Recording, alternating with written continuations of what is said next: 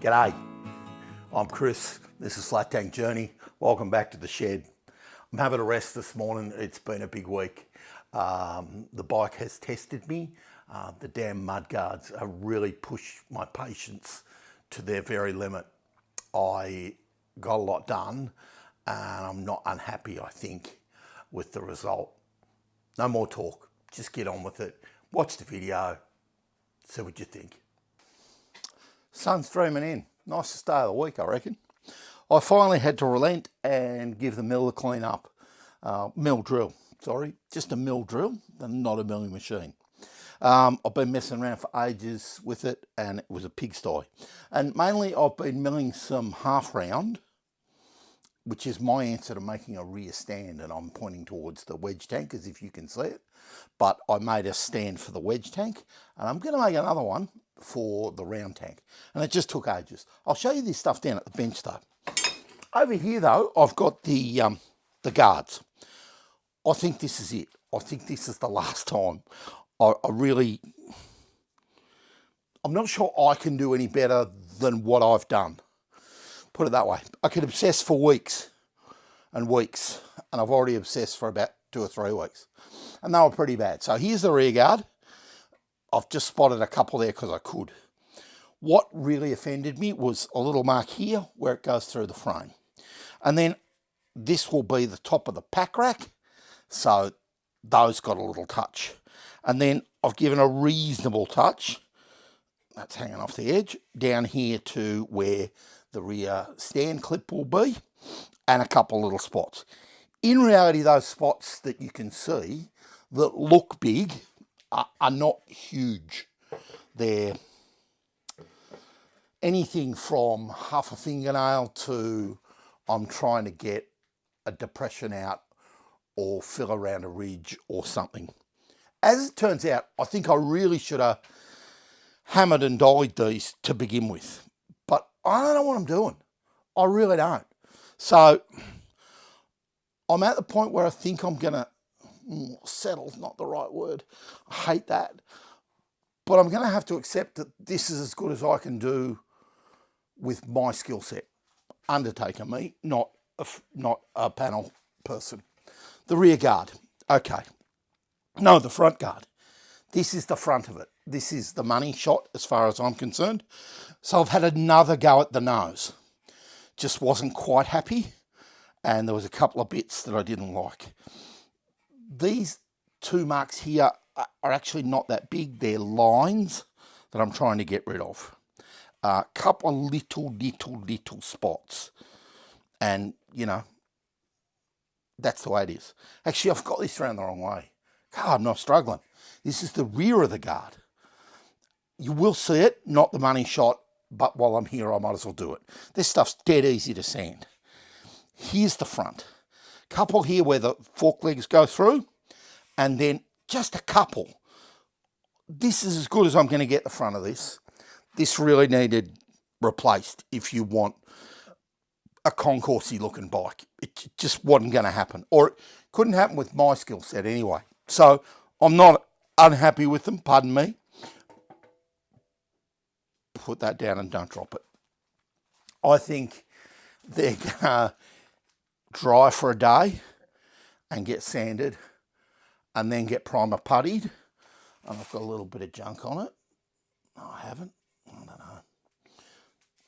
I have a habit of touching things. They're going to get sanded, primer puttied, couple of coats, or putty, I think I'm using, spray putty. And then I'm going to epoxy them, and that's going to be it. And I'm going to settle. Nah, that's a bad word. I'm going to accept that that's as good as I can do. And you'll have to accept that too, or don't. I don't. It doesn't matter. It's all good. Come down the bench, and we'll have a look at these, and I'll have a talk about the rear stand and what I think. Here's the round bar. And it was shaft, as they call it. Now, I gather that bar is really irregular and not consistent to size, that there may be a lot of variations. So I bought shaft and I milled half of it away, approximately. I milled it down until that said 21, I think. And so that's what it is. I it was a mess. It's a terrible job. I'm not overly good at using the milling machine. And so now I have to create some flats up here and around the ends for where it'll attach to the frame, and then get a centerpiece and put some kinks in it. That's going to happen over the next coming weeks, I reckon, but we'll have to wait and see. Good day in the spray booth. Bit of a breeze, nice. Here's the tank, and it looks really, really good. So I showed you it in spot putty, and then I sanded the spot putty and gave it a little prime. Actually used that yellowish looking primer I've been using, and that's all dried off, and I gave the tank a clean, and I've got one coat of putty on that, and I'm going to give it another coat in a second, and then I reckon that tank is going to be good for me to gently block back with some, I don't know, 320 or 400. Just spend a little time giving it a bit of love, checking those filler necks for not too much paint, and think about what colour I'm going to paint the tank. That'll be exciting. Back at my favourite spot in the shed, sitting at my workbench. Workbench was made out of a broken table that I seagulled from somewhere. Put a top on it and put a steel top on that. So I got a bit of 180 grit here, and I'm just going to sand the filler only and around the filler with the 180 grit, and see if I can get the edge off it and get it down flat. I'm trying not to go through the primer putty and trying not to see bare metal, he says, as he sees bare metal. That's a bit of a blow. Actually, it might be the yellow primer underneath. Not sure. Doesn't matter.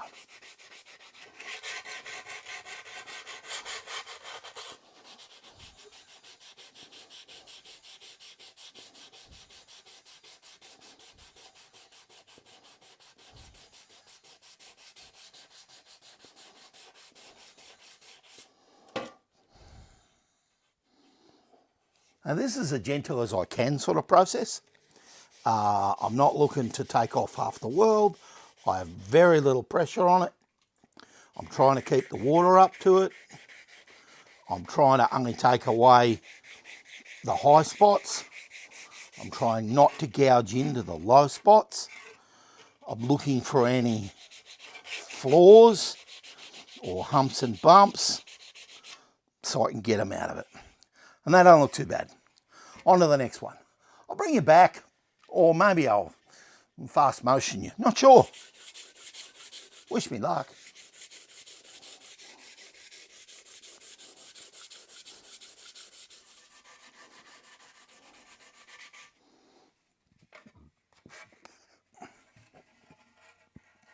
There you go. I've got a tiny little bit of filler just sitting there that I need to get rid of. But overall,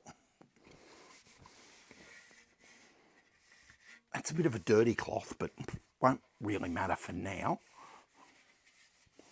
I'll give it a wipe, and I can already see a piece I missed. So I do miss a lot.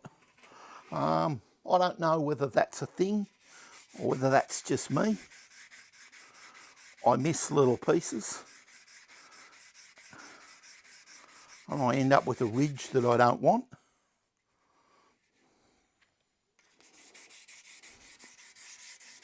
But you know what? That looks pretty good. I'm going to grab some 320 and do it again. Okay, this is a bit of 320 grit. So my understanding of grits is that you shouldn't go up by more than half the grit. So 80, you shouldn't go more than 40 above that, so 120. And then 120 to 180, and 180 to 240, and 240 to 320, and 400, 600, 800, or so on. You know, you get the picture. So I was sanding this filler with 180, and then I've given it a lick of 240, and now I'm giving it a go with 320, and I hope I'm taking out more marks all the time. Again, this is literally, and I can feel a ridge there. It's on a repair. I think I said in a previous clip about these, if I had the skills, they should have been gone over with a hammer and dolly to take some of the marks out of them. Whilst I have hammer and dolly, I don't have the skill set, and I've been down that path and I just don't. So, you know what? This is going to be dandy for me, and I'm just going to give this a light go with the 320, so that when I get the next run of putty on it, which I'm calling the last run of putty, it's going over a reasonable surface. It's going over a surface without little pock marks in it, little imperfections in it, and it's going over the best surface I can prepare. Actually, I suppose I could go further for weeks and weeks and weeks and obsess and drive myself into a mental institution, but I don't think I will.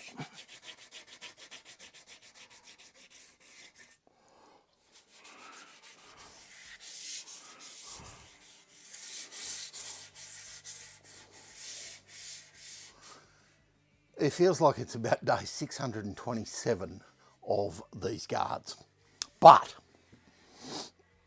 and I don't remember whether I told you in a clip you might have watched just before this or not, because this is over numerous days, but I've sanded, primed, filled, sanded, filled, primed, until I really think I'm just wasting my time.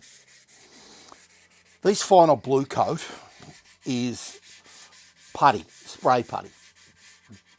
And I think there's 3 coats shot on it over about half an hour. And then it's 48 hours since I painted it. Keeping in mind we're in autumn here, and it's getting cold, and really the only part of the day that's suitable for painting is the middle of the day.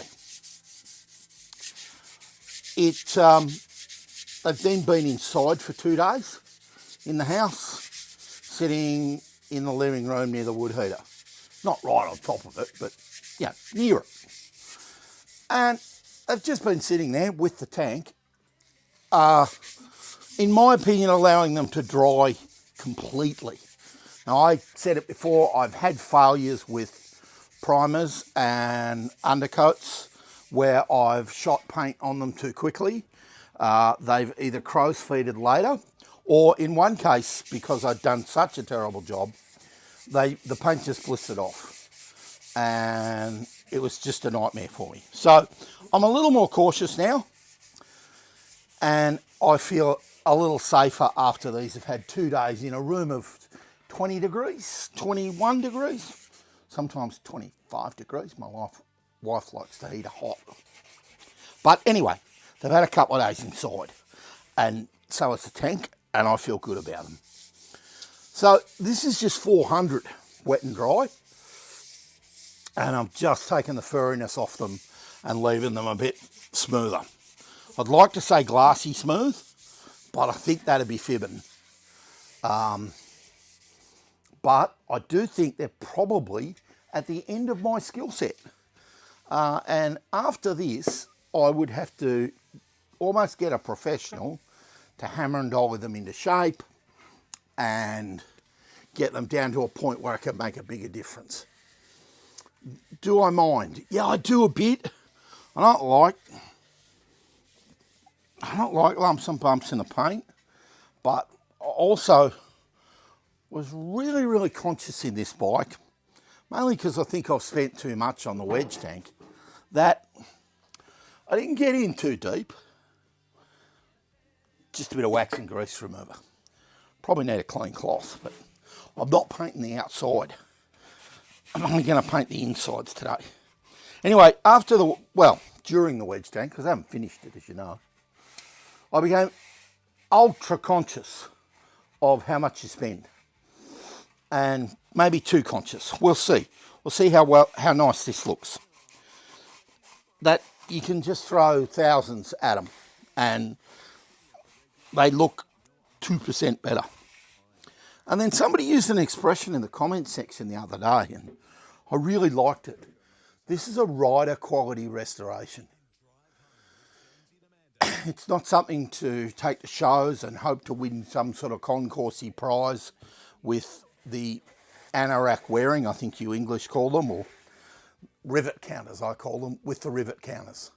I'm not going to win a prize with rivet counters for how it looks. I'm just not. So when you get to all of that, you just start accepting a few things, I don't know, and maybe lower my standard, because it's not worth spending the money on. Let me grab a clean cloth and wipe this again. Here we go, super. That's going to be nice. So, yeah, I just think it's possibly not worth going any further. The guards look good. Look good. I've got rid of all of the little rusty, pockmarky pieces, and I'm not dropping the bar to the very bottom, but I'm not trying to make it look like it rolled out of the factory, because, boy, you know, you throw some money at it. So rider quality resto really appealed to me. I'll forget the name of the guy that said it, but if it was you, good expression. I like it. And that's what I'm trying to do, I suppose, in its own way. So that's the rear guard, and it looks pretty schmick, I think. I might have just marked it. Bugger. I suppose this is why. I have got a towel, but it's an old one, and I've obviously put it against something. I'm distracted. I suppose this is why I want to paint the insides first.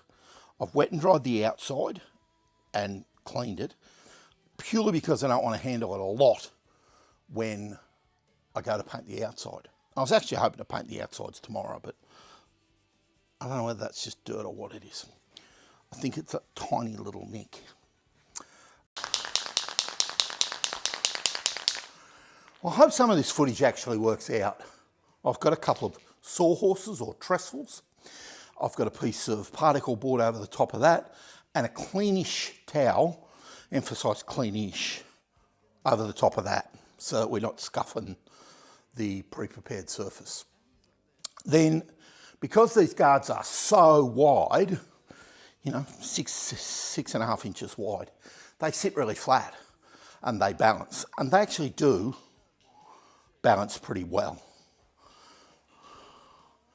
I think they're safe sitting here, and I'm about to find out whether they are.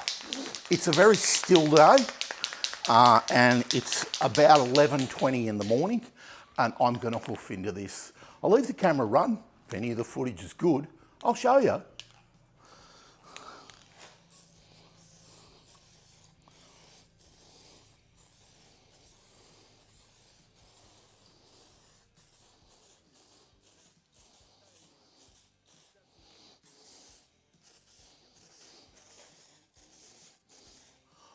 I've just hit the front guard again, and a much better flow out of the second can. I've shook it for a fair while I waited for my 2 or 3 minutes. I reread the can. It doesn't actually say how long to wait between coats, but I'm doing 3 to 5 minutes. So I'm going to have a little go at this rear one again, and I don't know whether you can see, but I've actually just shot the edges of the front guard as well. I find that's the bit I can miss, and it really annoys me later.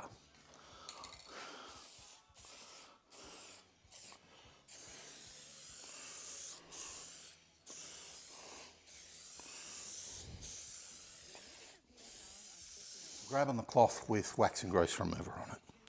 Giving that nozzle a really good clean, because these are $22, $25 each.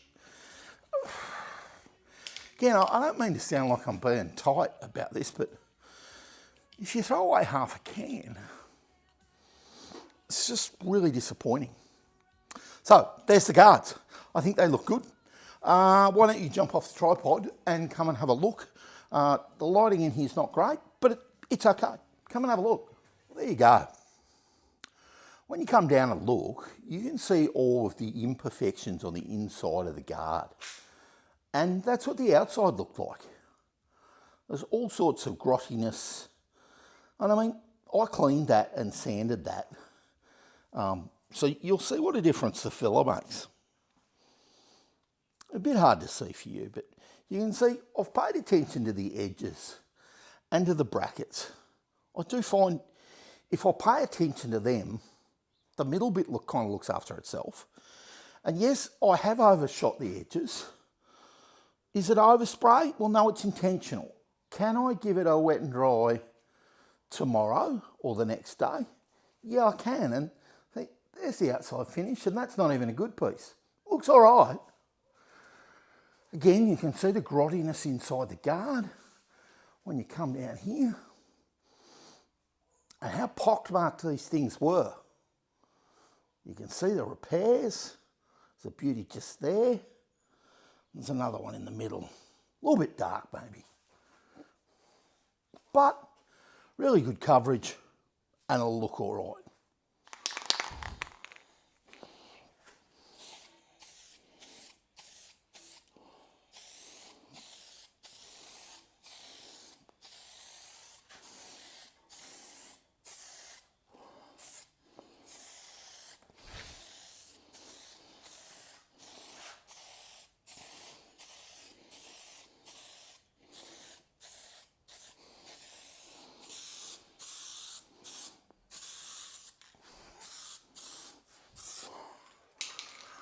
G'day, welcome to the other shed and a new spray booth. Well, a new shed to spray in. Giving this shed a little clean up and hung up the guards, hoping to get a better finish or at least not knock them over and make a mess.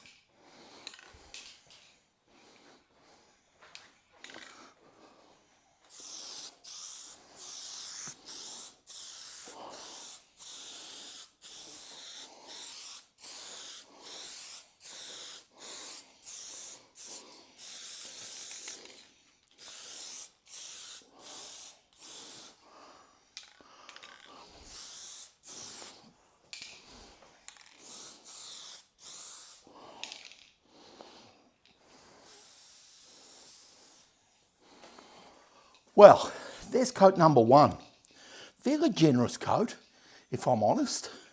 I can see the overspray blowing out of the shed, so that's good. I do have a bike in the front, and I have another couple over the side, and I fear my cans on the frets, because I can hear it. Oh, I've just stopped it. I fear my cans on the frets. Very disappointing. Dulux, paid reasonable money, 24, 25 bucks a can. The first can spat yesterday. This isn't spitting, and the finish is okay. So, but I can see some largish drops on the floor. Is it a sign? Not sure. And a little bit of leakage around the top of the can. I don't like that either. And I can feel that I've stood in it. Anyway, I've got a coat on. And the coat that's on looks mint. Gonna give it a few minutes and shoot a second one. You hang in, you'll be straight back.